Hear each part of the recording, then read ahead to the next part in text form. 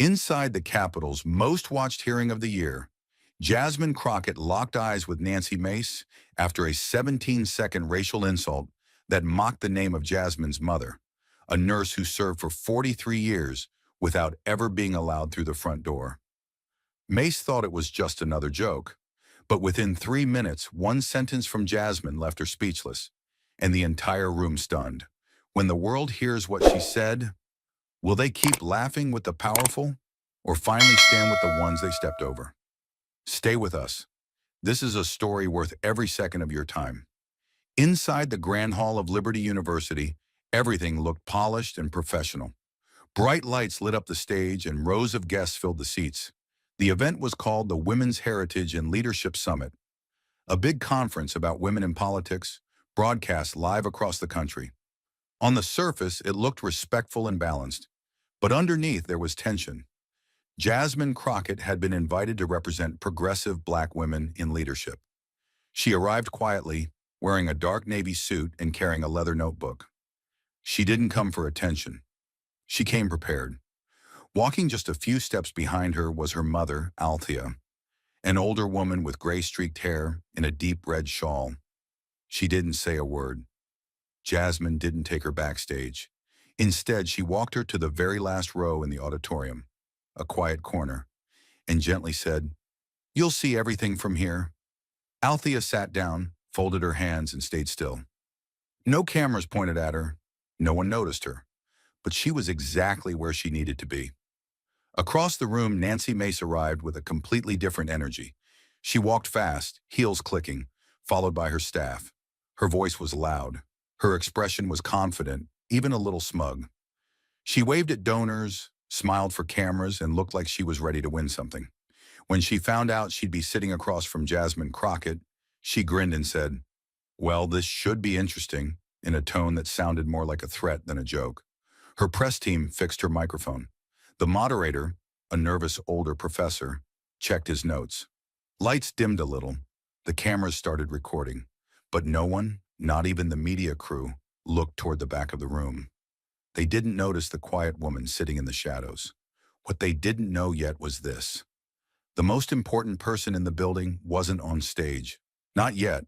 The stage had only just settled. Spotlights warmed the room, chairs creaked as people leaned forward, and the moderator had barely introduced the first topic when Nancy Mace took the microphone and chose something else entirely. She smiled. Not wide, not warm, just enough to make the moment feel casual. Her voice came out light, polished, like a joke between friends. "You know," she began, "I've always had deep respect for women of color." She paused, letting the words hang like a compliment. "One of the best housekeepers I ever hired was this sweet lady. I think her name was—" She scrunched her brow, pretending to think hard. "Althea? No, wait. Althea? Something like that." Her smile turned sharper, eyes flicking to Jasmine with a glint of performance. "You know the kind of names I mean. You probably hear them all the time. Real traditional, real African." The last word landed like broken glass dropped in a quiet room. There was no laughter, just a few awkward chuckles near the back, a nervous donor who didn't know where to look, a staffer whose pen froze mid-note. The silence that followed was worse than shouting. It wasn't outrage. It was recognition. Everyone in that room knew exactly what had just happened, and yet no one moved. Jasmine didn't blink. Her face stayed perfectly still, but her grip on the edge of her notebook tightened. Just slightly. Enough to notice if you were watching closely. Enough to feel if you'd ever been in her shoes. That wasn't a mispronunciation. That wasn't an accident. That was a deliberate swing wrapped in soft words. A jab disguised as charm. It wasn't just her mother's name being mocked. It was the sound of Black identity, reshaped for someone else's punchline. The moderator, an older professor with silver hair and a tie too tight, cleared his throat. His fingers scrambled to flip to the next question. Congresswoman Mace," he tried, voice wobbling. "Perhaps we can—" But he stopped. Even he knew. The room had changed. Some people looked at Jasmine. Most looked away. Not because they didn't care, but because they weren't ready to meet her eyes. The kind of quiet that filled the space now wasn't peaceful. It was heavy. It was the kind that comes when someone crosses a line and no one's quite sure who's going to fix it. The room was already tense from Mace's mockery of Jasmine's mother's name, but instead of stopping, she leaned forward, as if she hadn't gone far enough. The silence didn't stop her. It invited her. Nancy Mace looked directly at Jasmine, her tone light but laced with sarcasm. "So, Jasmine," she said slowly, dragging out each word as if choosing them carefully but carelessly all at once. "Where's your mom from again? Kenya? Harlem?" A few heads turned sharply, and then came the last word, delivered with a smile that felt like spit. "Wakanda?" The word didn't land like a joke. It landed like a slap. It wasn't just offensive. It was meant to shrink Jasmine down to a stereotype. It mocked her heritage, erased her reality, and tried to turn her mother's life into a cartoon reference. Mace didn't stumble into this. She chose it. Every word was measured. Every word was meant to sting without looking like it did. Cameras immediately turned toward Jasmine. The room waited. Her face didn't change, but her body did. Her fingers dug deeper into the edge of her leather notebook, her knuckles tightening just enough to turn pale. She didn't blink. She didn't flinch. But inside you could feel it. The fire building behind her eyes, not in rage, but in restraint. A student near the front, a young black woman, slowly removed her glasses, her hands trembling slightly. Her eyes stayed fixed on Jasmine, as if silently asking, "Will she say something? Will someone stop this?" The moderator looked like he might speak, but he didn't. His lips parted, then shut again. He stared at his note cards, pretending to read, pretending the moment hadn't just happened. But it had, and everyone in the room knew it. What Mace had said couldn't be undone, and what Jasmine was holding back couldn't stay buried for long. The insult still hung in the air like smoke that refused to clear, but Jasmine didn't flinch. She didn't turn. She didn't blink. Instead, she let the silence do what it was built to do, carry memory. And in that silence, her body remained in the auditorium, but her mind was gone. It had returned to a classroom in East Texas, to a day she had buried but never escaped. She was 12.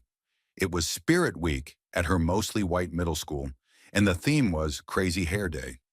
Jasmine had chosen to wear her natural curls out, high, wide, proud. Her mother had helped her that morning, gently shaping each coil, smoothing the edges, calling her a crown with no apology. Jasmine remembered the joy, the mirror, the way the sun hit her hair just right. But when she walked into homeroom, it changed. A boy 3 desks behind her squinted and said loudly, "What is that? You look like an Ethiopian microphone." Laughter exploded, full, careless, cruel. The kind of laughter that isn't just heard, it's felt. She remembered how it vibrated through her chest, how her smile collapsed like wet paper. The teacher tried to quiet them, but never addressed the comment. Jasmine sat there, eyes fixed on the lines of her notebook, refusing to look up. Her hands shook then too. That night, Jasmine didn't tell her mother what happened. She didn't have to. Althea could see it in the way her daughter sat at the kitchen table. Untouched food in front of her, curls tied back in a tight knot as if to erase the morning. Althea didn't ask. She didn't lecture. She simply placed one hand on Jasmine's shoulder and said in a voice that was steady, quiet, and unshakable, "Don't scream in a battlefield. Let your existence be the thing that shuts them up." Jasmine never forgot those words. They didn't sound like comfort.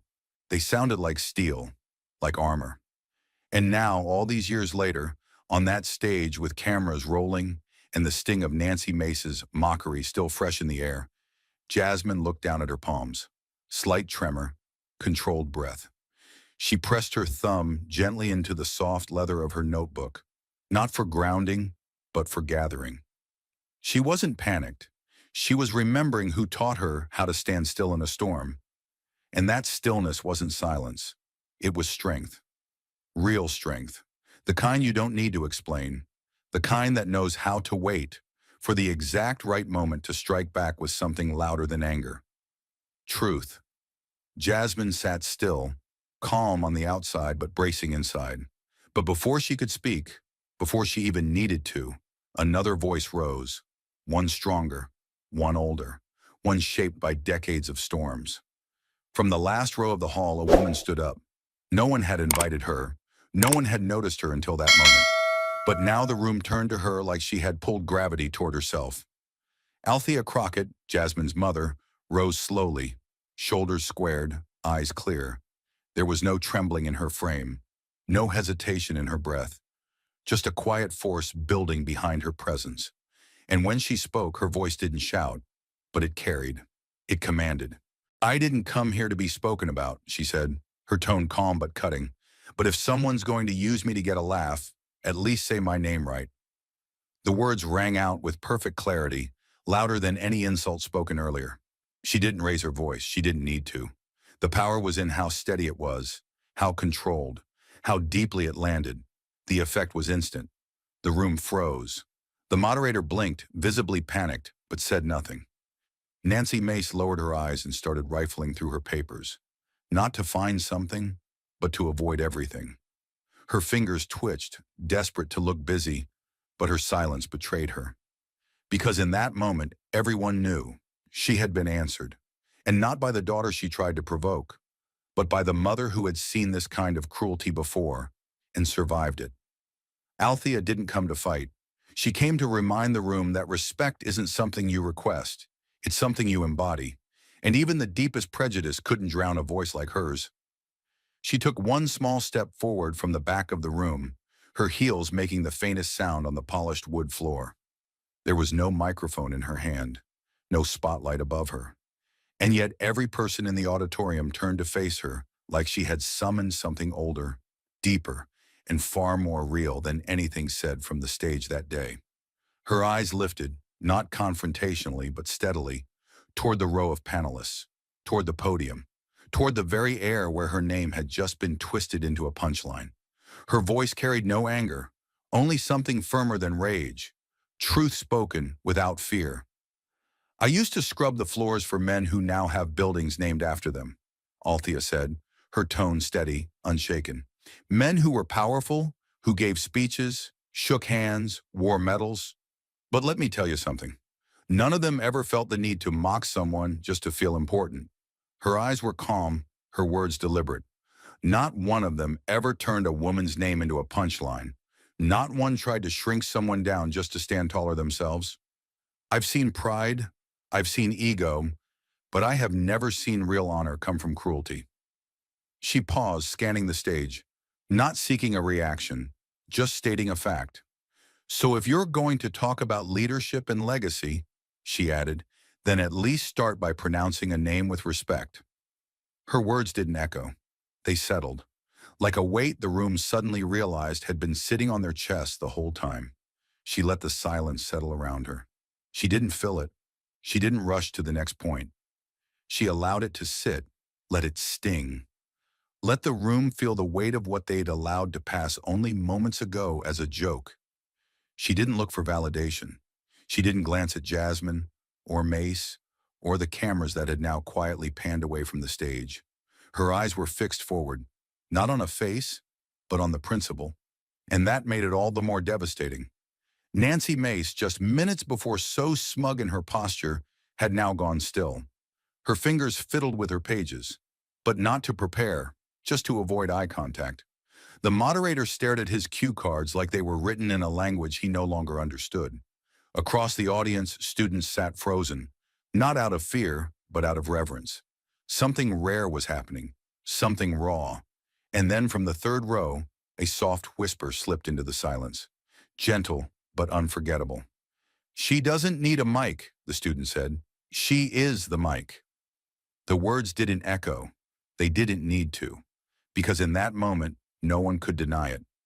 Althea Crockett had taken a moment of disrespect and turned it into a reckoning, without raising her voice, without demanding attention, simply by telling the truth so plainly, so fully, that it left no room for retreat, no cover for sarcasm, no mask for power. She was not there to perform. She was there to remind them. Respect is not granted by title or spotlight or scripted applause. It is earned by how you speak when no one expects you to be heard. And that, more than anything said from the stage that day, was the real legacy in the room. The silence that followed Althea's words wasn't hollow. It was heavy, like the room itself had just remembered something it had long tried to forget. Jasmine stood still at the podium, the quiet pressing against her back like a tide. She hadn't planned to speak next, but history was asking her to continue what her mother had just begun. Jasmine opened her leather-bound notebook, not for show, not to stall, but because some truths deserved the weight of being read, not improvised. Her voice emerged, low and steady, but laced with something deeper, like she was calling something back from the walls. Her name, she said, letting each word land like a hammer, is Althea Josephine Grant. She was a nurse. She is my mother. And in the spring of 1972, she was told she could not enter the hospital through the front doors, not because she lacked the training, not because she lacked the heart, but because she wore brown skin in a white coat. She let the words settle, watching them sting. Her eyes scanned the front row, not searching for approval, just making sure no one looked away. She served in the trauma ward, Jasmine continued, bandaged gunshot wounds, delivered babies, held the hands of dying men whose own families wouldn't show up. But after every shift, she had to leave the building the way she came, through the alley, past the dumpsters, where no patients would ever see her. Her voice didn't rise, it didn't need to. Each word was a scalpel, cutting through comfort, exposing the rot. Then gently she lifted a small photo from the notebook. The audience leaned in. This, she said, raising it so the cameras could catch it, was taken the week they promoted her to senior nurse. She'd just finished a double shift. That uniform wasn't gray when she started. It was white. In the faded picture, a young black woman stood in the shadow of the county hospital, her back straight, her eyes defiant, her shoes soaked from cleaning blood off a floor she was never allowed to walk proudly across. Jasmine's hand trembled slightly, not from weakness, but from the sheer weight of memory. She placed the photo on the podium like a sacred object and looked out again at the faces before her. "Nobody invited my mother to speak here today," she said, her voice dipping, thick with emotion, but never cracking. "No one thought she'd stand. But that's the thing. She didn't need an invitation, and she didn't wait for permission. She stood because she has spent her entire life being stepped over, talked over, and dismissed, and still she never once forgot who she was." She paused, then looked directly at Nancy Mace, whose eyes were now fixed on the edge of her papers like they might catch fire. Jasmine didn't flinch. "My mother taught me that dignity doesn't come from who hands you the microphone. It comes from what you say when the whole room is hoping you'll stay quiet." Her voice hardened slightly now, still calm, still in control, but radiating truth that could not be ignored. She told me, "Make them hear you even if they won't listen. Make the silence around you work for you, not against you." And today you heard her. Whether you meant to or not, you heard her. The silence that followed her mother's words wasn't just quiet, it was a reckoning. And when Jasmine finally spoke, she didn't need to raise her voice. She only needed to raise the truth. Jasmine straightened her posture. Her eyes remained on the panel, but her words were aimed beyond them, to the ceiling, the cameras, the generations listening silently through every crack in the walls. "Silence isn't absence," she said, each syllable crisp and deliberate. "It's what power fears most when it's running out of excuses." Her voice didn't rise, but the gravity in it did. It landed like a stone in a still lake. No one moved. The audience had heard loud voices before. What they hadn't heard was this: quiet conviction that cut sharper than any scream. It was a statement, yes, but also a verdict, a challenge, a dare. Nancy Mace opened her mouth slightly, as if to interject, perhaps a retort rehearsed in her mind, but the words never formed. Her lips closed again without a sound, because no one was looking at her anymore. The cameras that once eagerly tracked her expressions had shifted. The moderators didn't prompt her. The air around her was no longer hers to command. Jasmine had stolen the momentum without raising a hand, and Althea, still standing in the back, had stolen the room without taking a step. Mace was present, but irrelevant. Althea remained upright. She didn't return to her seat. She didn't need to. She stood like a monument, one not built of marble, but of memory, of resilience hardened by years of insult, exclusion, and survival. Her frame wasn't rigid with anger. It was composed, shaped by decades of knowing when to bend and when not to. Her presence alone was louder than any gavel, more enduring than any applause. And in this moment, she didn't speak. She didn't have to. Her silence was not submission. It was weight. The room stayed frozen. You could hear the shift of fabric as someone adjusted their collar, the soft buzz of a camera lens refocusing. No coughs, no whispers, only the soft hum of reckoning. Jasmine, sensing the stillness, leaned forward slightly, not for effect, but because the weight of memory was pulling her there. "We're taught that silence is weakness," she said, eyes scanning the crowd now. "But sometimes silence is the refusal to participate in someone else's lie." Again, no volume, just precision, like each word was chosen with surgical care, placed exactly where it needed to land. Behind her, a screen still displayed the faded photo of Althea in her 1972 uniform, creased at the shoulder, name tag half visible, standing beside a loading dock instead of a front door. A living reminder of systems that rewarded obedience but punished dignity. Jasmine gestured toward it without turning. "That's the back door of County General," she said. "That was the front entrance. For women like her." She paused, not for drama, but because the air in her chest was suddenly heavy. And for years, no one asked her name. No one thought her voice mattered. Until today.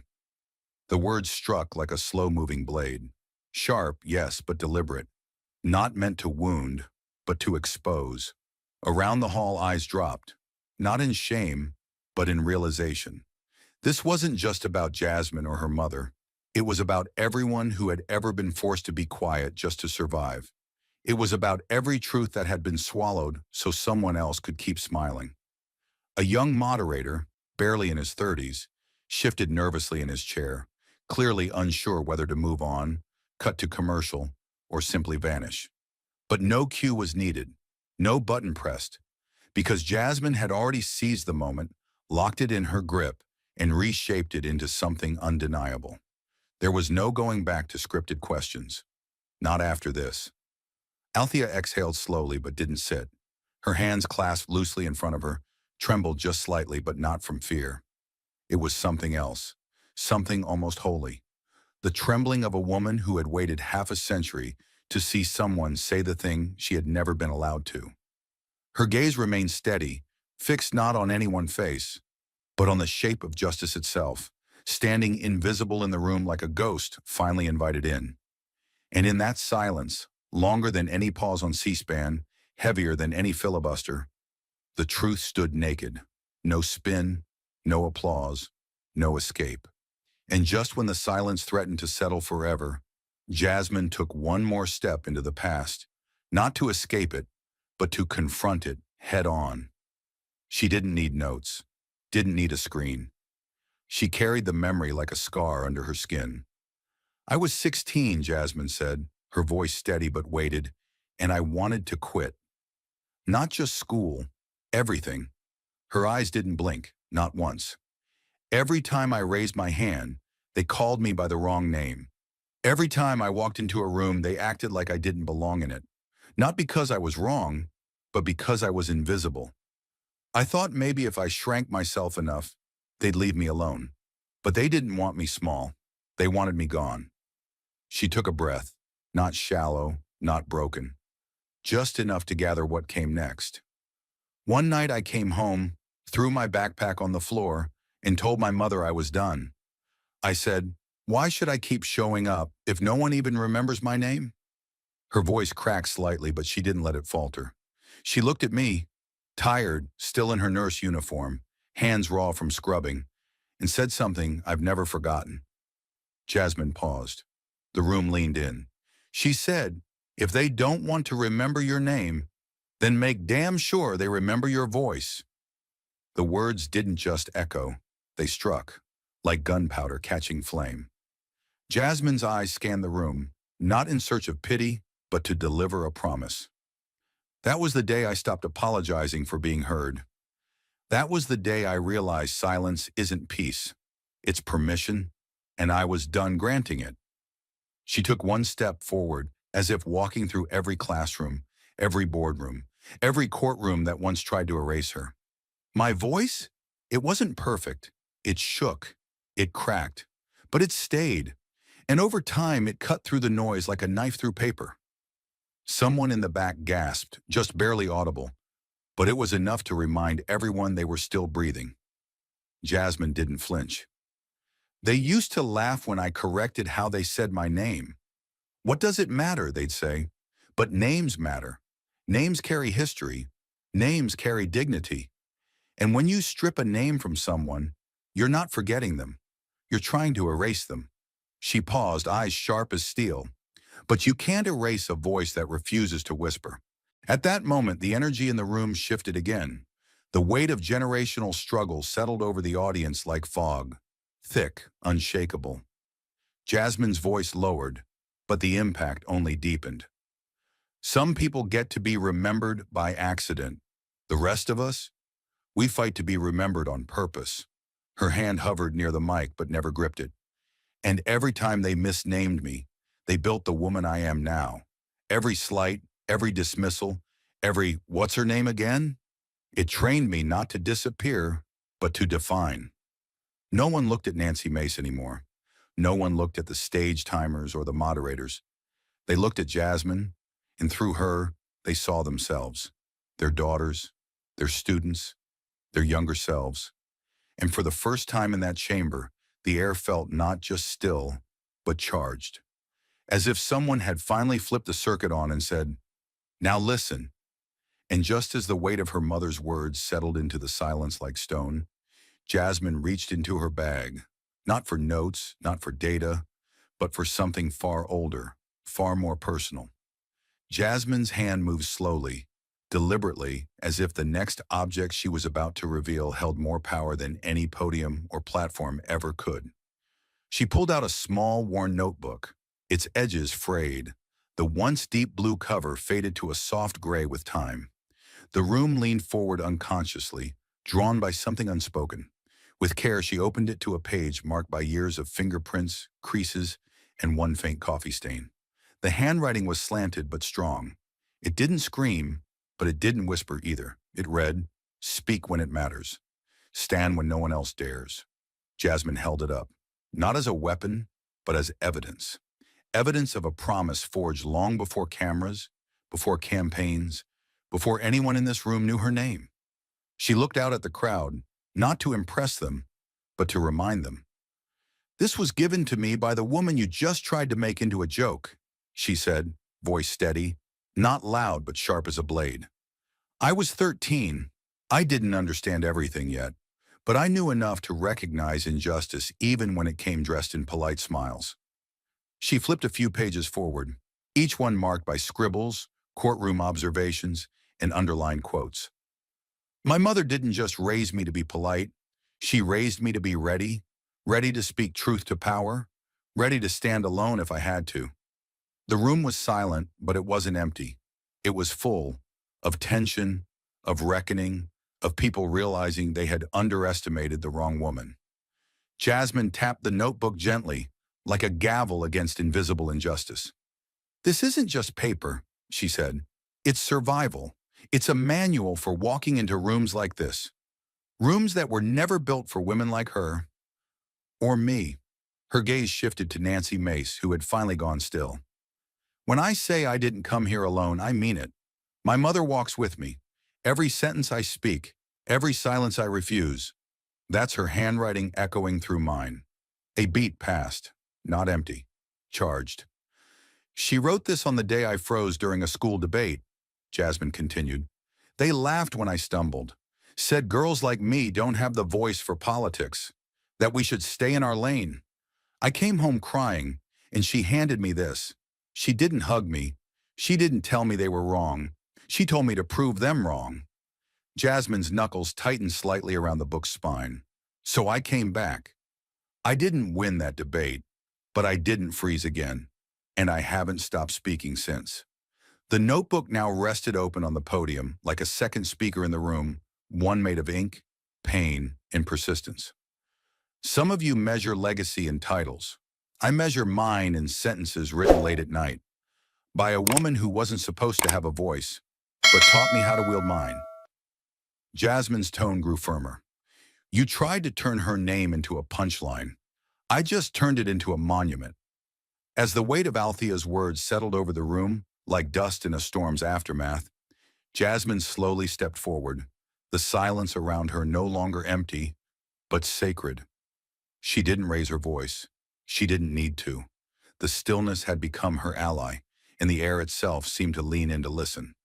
She turned to the cameras, now focused squarely on her, on the daughter of the woman who had just taken a stage no one gave her and made it hers. Jasmine didn't blink, her eyes locked with the lens. Not like a politician seeking approval, but like a witness delivering testimony. Then she spoke, deliberate, sharp, honest. You can clip this, she said, voice steady as a steel beam in a collapsing house. Just don't you dare trim the silence. The impact was immediate. You could hear the breath in people's throats catch mid-exhale. It wasn't a line. It wasn't rehearsed. It was a warning, a command, an accusation buried in velvet. Because Jasmine knew exactly what would happen next, how the sound bites would be chopped, how the headlines would shrink the moment, how social media would rush to turn blood into spectacle. And she refused to let them erase what wasn't spoken. The silence that had fallen after her mother's voice, the silence that felt more honest than any speech given that day, was the real story. It was the part that made people squirm because it said everything without saying anything. And Jasmine, unlike so many who sat on that stage, had learned to honor that kind of silence. Not fill it, not flee it, but protect it.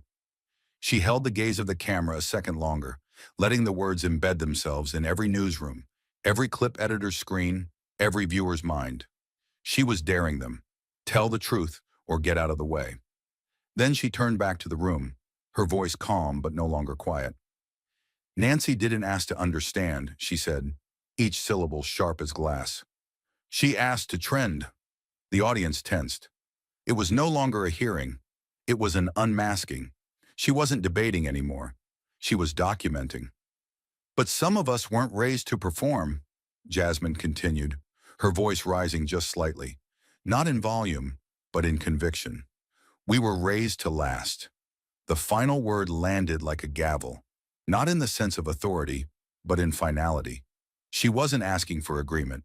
She was handing out truth, and people could take it or choke on it. Across the stage, Nancy Mace froze. She didn't respond because there was nothing left to say. The smirk was gone. The posture slouched. Her head dipped slightly, not in humility, but in quiet defeat. The cameras, once eager to catch her reactions, now panned away entirely. They had moved on. She was no longer the story. And then it happened. From the middle row, a single figure stood, not loud, not showy, just honest. A young white student, maybe 19, with watery eyes and a hand trembling slightly at his side. He didn't shout. He didn't chant. He simply said, voice breaking under the pressure of the moment, "That's leadership." The words rippled through the hall like a stone dropped into still water. No one clapped yet. No one moved. It wasn't performative. It was reverence. Jasmine didn't acknowledge it with a nod or a smile. She stood where she was, still and grounded, as if the floor itself held her upright. Her mother, Althea, remained at the back of the room, like a monument to everything that had been endured and survived. She didn't need to step forward. She had already arrived. For a few long seconds, the room simply breathed, or tried to. Some wiped tears they didn't know had formed. Some looked down, ashamed of what they'd laughed at earlier. And others, especially the ones who had never seen a black woman hold silence like it was power, just sat, stunned. No speech from the stage that day could match what had just occurred. No legislation, no prepared statement, no consultant-approved line delivered with artificial charm. This wasn't about policies anymore. This was about presence, about legacy, about what remains when the hashtags vanish and the applause dies out. Jasmine's body language never changed. No theatrics, no victory pose, But her silence afterward spoke louder than anything she'd said, because she knew what rooms like this had done to voices like hers, knew how easily truth was turned into content, and she wasn't playing that game. At the edge of the room, a producer in a headset whispered something to a crew member. The cameras were still rolling, but none of them dared pan back to Mace.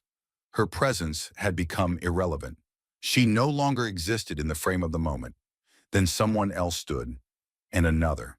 Not out of obligation, not on cue, but because something had shifted, something irreversible. An unspoken understanding was taking shape. That this wasn't just a moment of reckoning for a politician caught being cruel.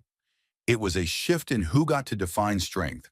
A reminder that the most powerful voice in a room doesn't always shout. Sometimes it just stands still and speaks plainly. The moderator tried to clear his throat, flipping through his notes like he might find the authority to continue. But there was no coming back.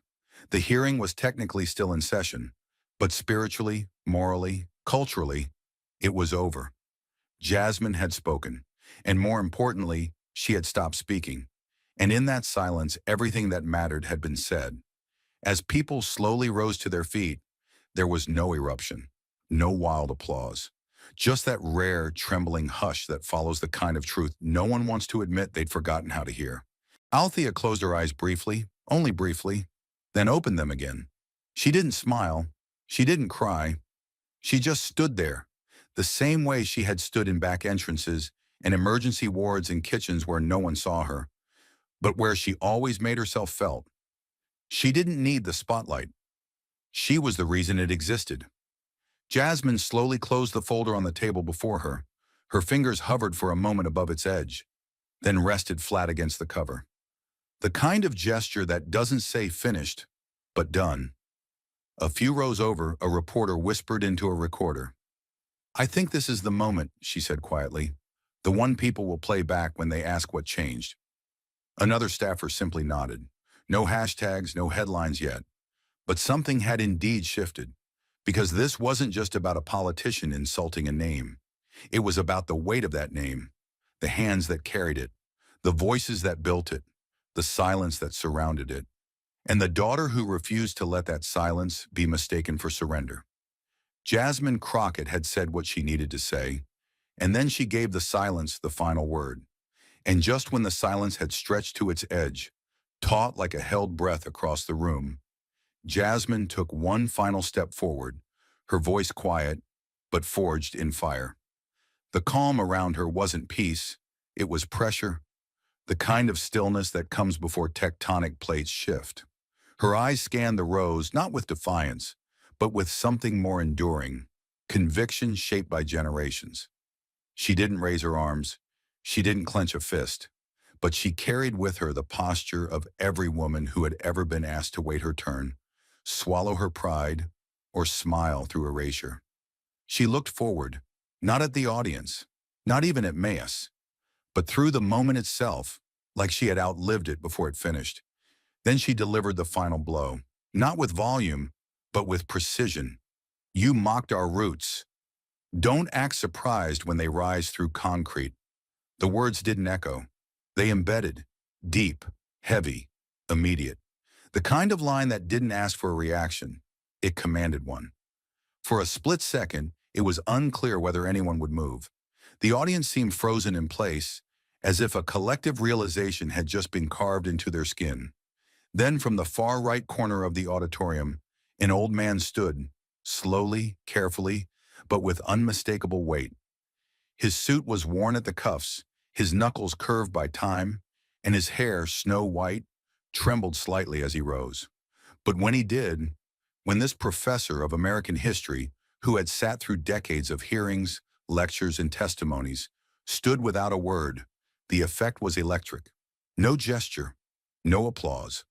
Just one man rising in solemn affirmation of a truth too long buried beneath pleasantries. And then came the second, and the third. No choreography, no prompt, just movement, spontaneous and reverent. One by one, the audience followed, like a wave not crashing but rising. Staffers, students, journalists, interns, even the moderator, uncertain of protocol but certain of conscience. The air was no longer thick with tension. It was now something else. Awakening.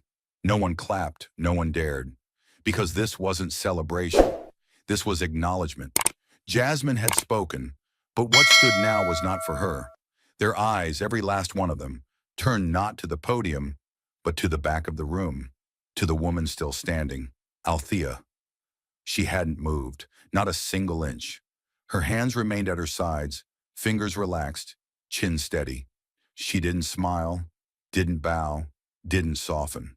She didn't need to, because in that moment, beneath the weight of Jasmine's truth and above the silence left behind, she became something more than presence.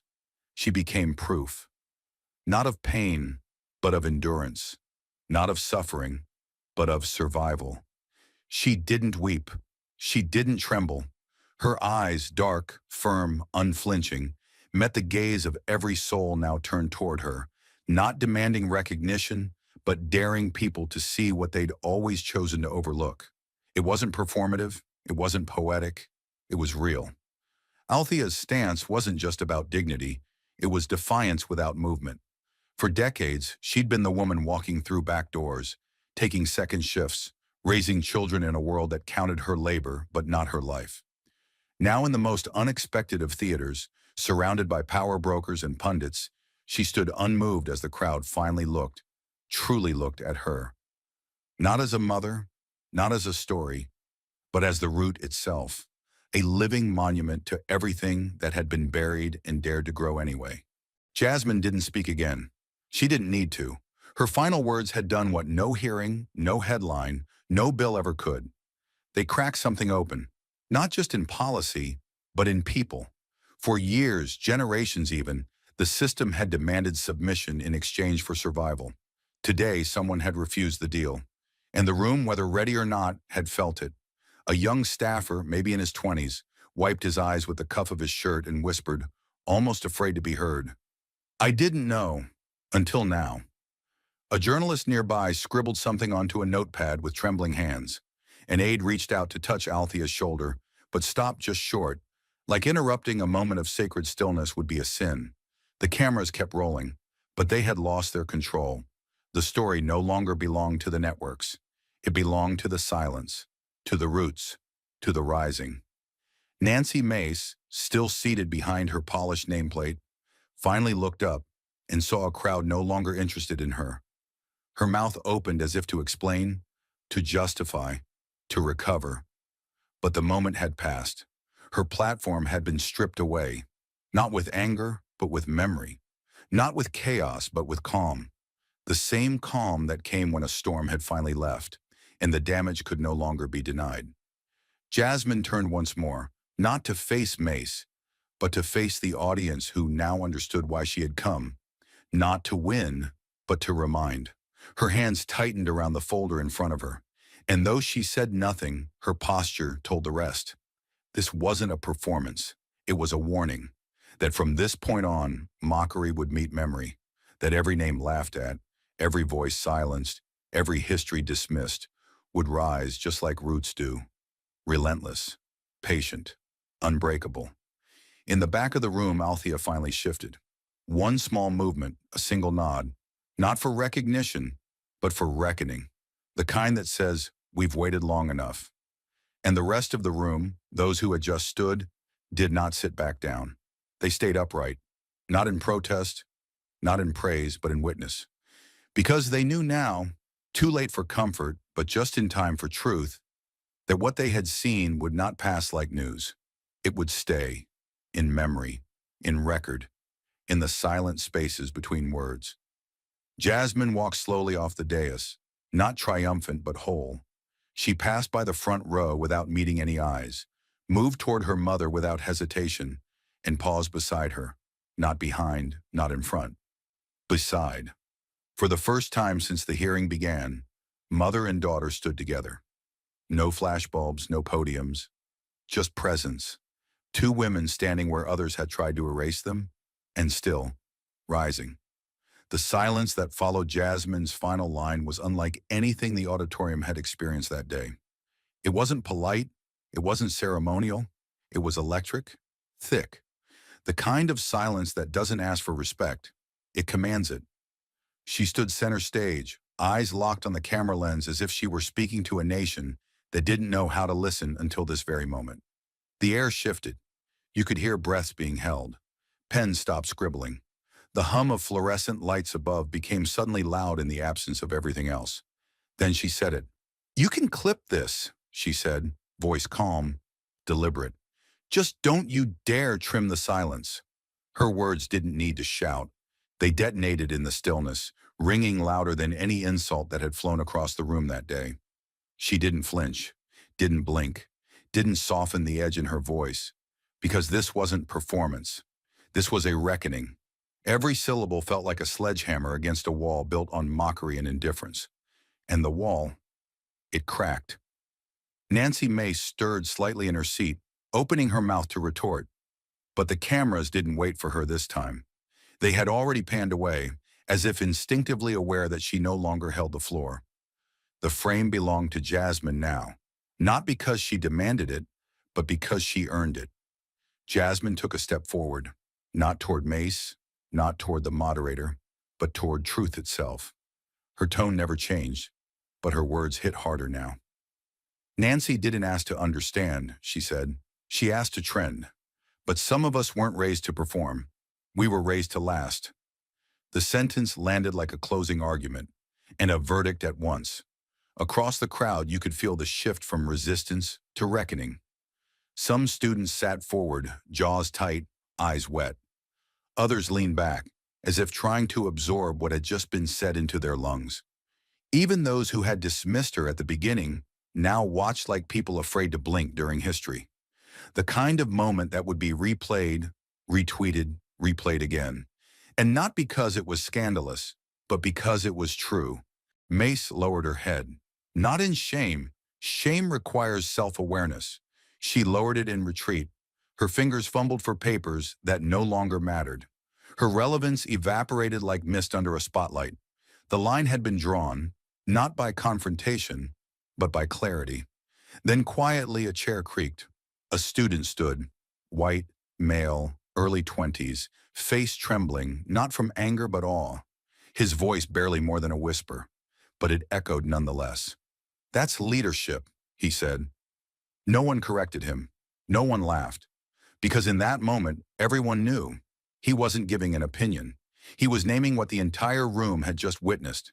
The auditorium seemed to exhale at once. But it wasn't relief. It was realization. That something sacred had just happened, and no one dared break the spell. Jasmine remained still for a beat longer, letting the weight of silence speak for her. Then, with no dramatic exit, no raised fist, no triumphant smile, she simply turned, stepped down from the stage, and walked.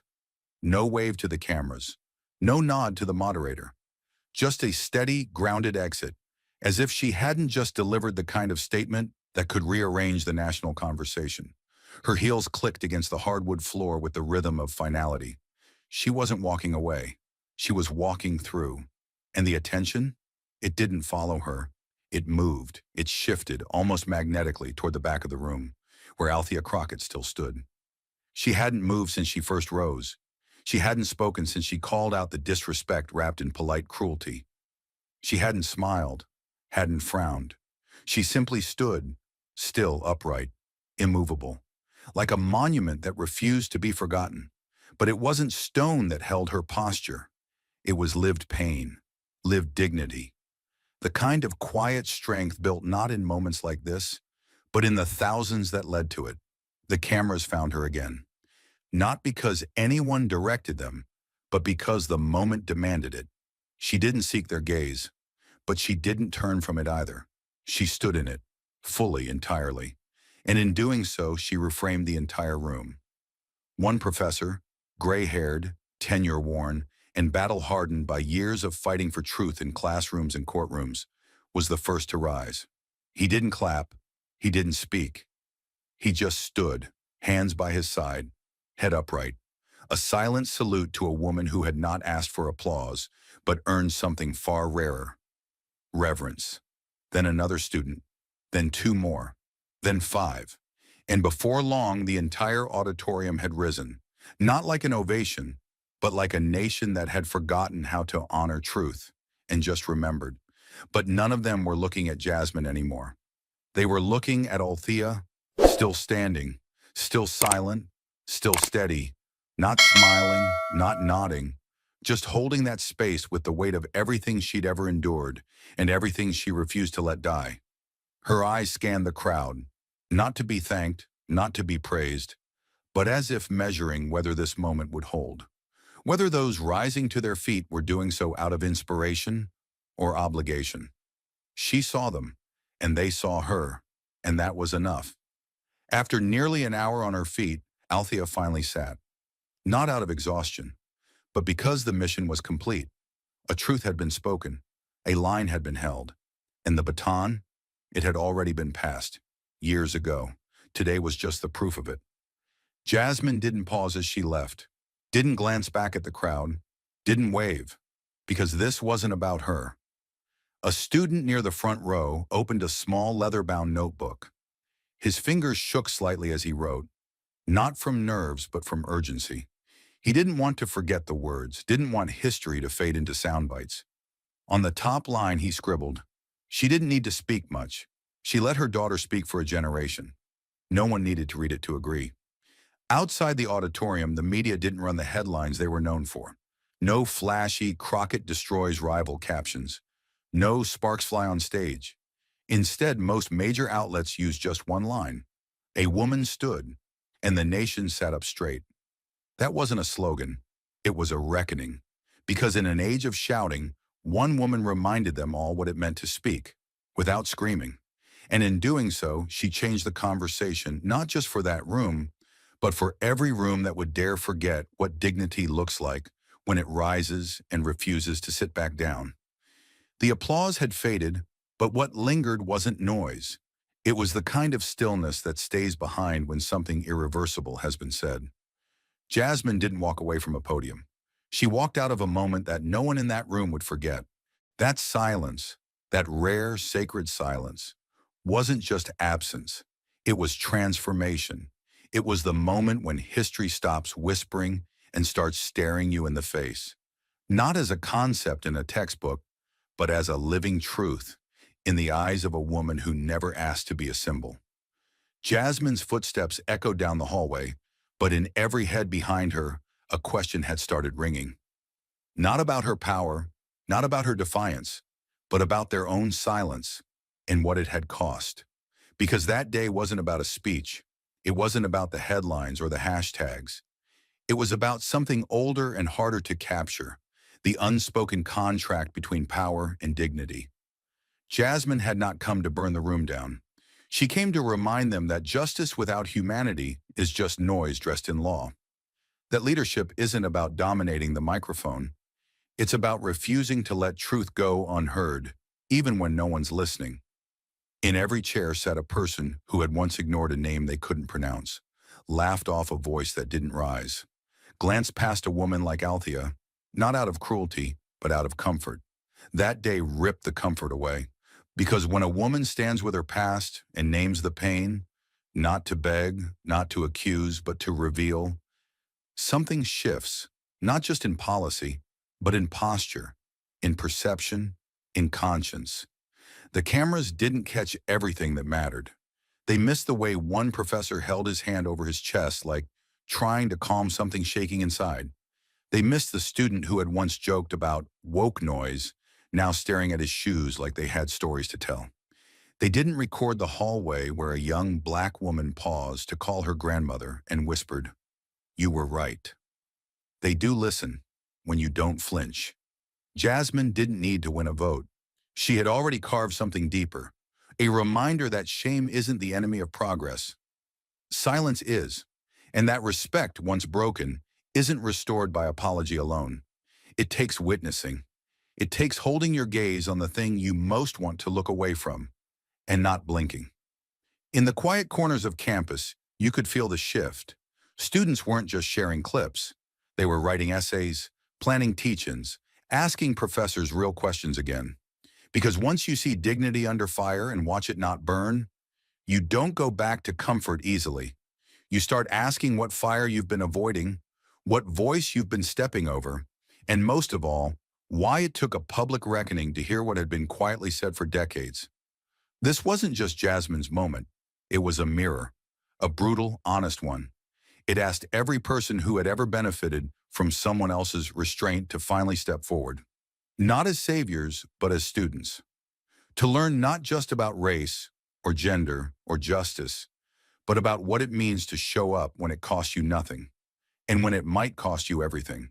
Because what Jasmine and Althea gave that day wasn't anger. It was grace sharpened by clarity. It was memory dressed in steel. And it came with a question not spoken, but deeply felt. What will you do with the silence now that it belongs to you? And that, more than any closing line, any headline, any trending soundbite, was the real lesson of that day. And now as the silence faded into memory, Jasmine took one last step toward the front of the stage. Not toward applause, not toward cameras, but toward something harder to reach. The truth people carry home. She looked at the audience, not like a politician scanning for nods of approval, but like a daughter who had walked through fire and returned not with burns, but with purpose. Her voice didn't rise for effect. It anchored. It held. If what you just witnessed made you uncomfortable, she said plainly, then maybe it should. There was no theatrical gesture, just her hands open, her chest steady, her stare direct. Because what happened in this room today wasn't a performance. It was a reminder that when institutions try to erase us, misname us, diminish us, we do not disappear. We document. We remember. And when the time is right, we answer. Her eyes narrowed just slightly, not in anger, but in resolve. This country has built entire legacies off of people who stayed silent, who were told to sit down, who were pushed to the back door. My mother was one of them.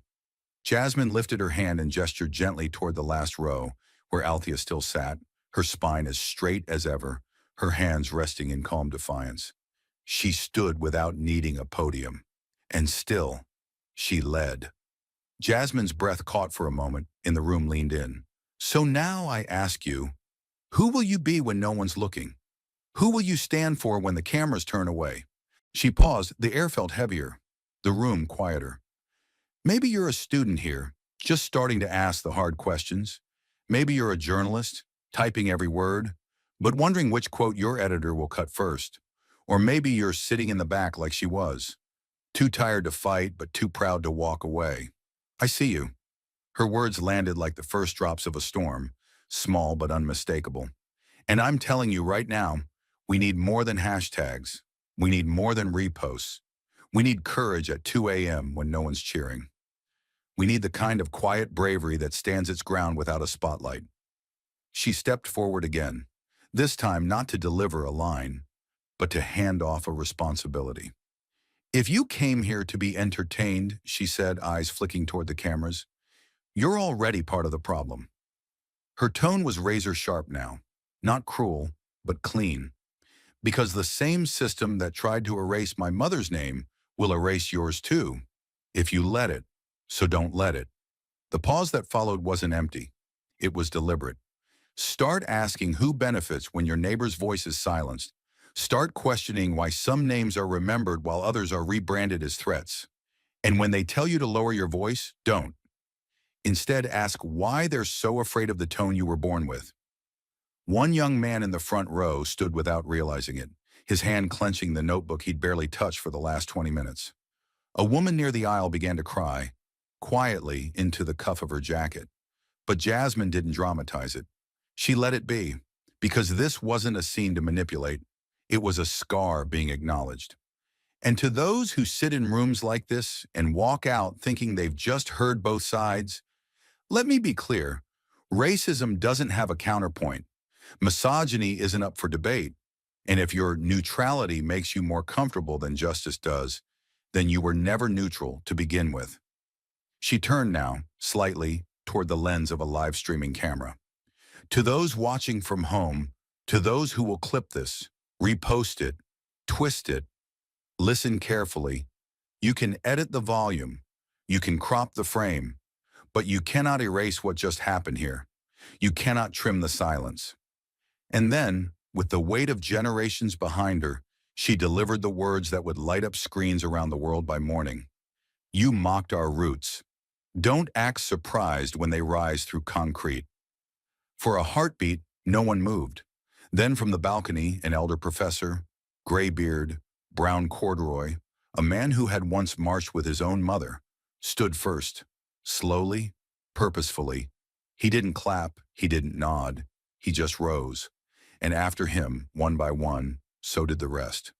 But they didn't look at Jasmine. They looked at Althea, still seated, still strong, still a monument built from every insult she'd outlived. A young white student near the exit wiped her cheeks and whispered, "That's leadership." She didn't say it for the camera. She said it like a prayer. Then Jasmine took one final breath, scanning the crowd. Her gaze wasn't proud. It was protective. "We don't need saviors," she said softly. "We need neighbors.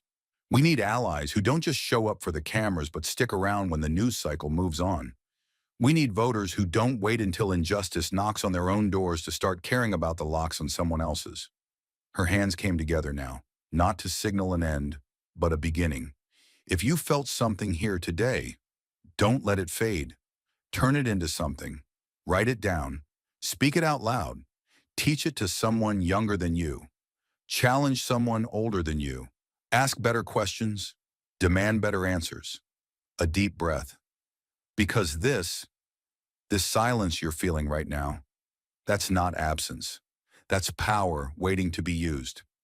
And as she turned to walk away, not with fanfare, not with applause, Jasmine didn't look back. She didn't need to. The room was already standing. The message was already moving. Behind her, Althea finally stood. Not because she had to, but because her daughter no longer needed her to hold the front line alone. That battle had been passed on, not with a shout, not with a script, but with the quiet, revolutionary act of speaking truth when it matters most. And as the stage lights dimmed and the cameras powered down, a line quietly surfaced across the nation. Not as a headline, but as a warning. A hope, a call. A woman stood, and the nation sat up straight. Thank you for watching until this moment and for standing with us on this journey for justice. Your support means everything. Like, subscribe, and turn on notifications so you never miss what's next. And we'd love to hear your thoughts. Leave a comment below and let us know what moved you most in this story. Together, our voices make a difference.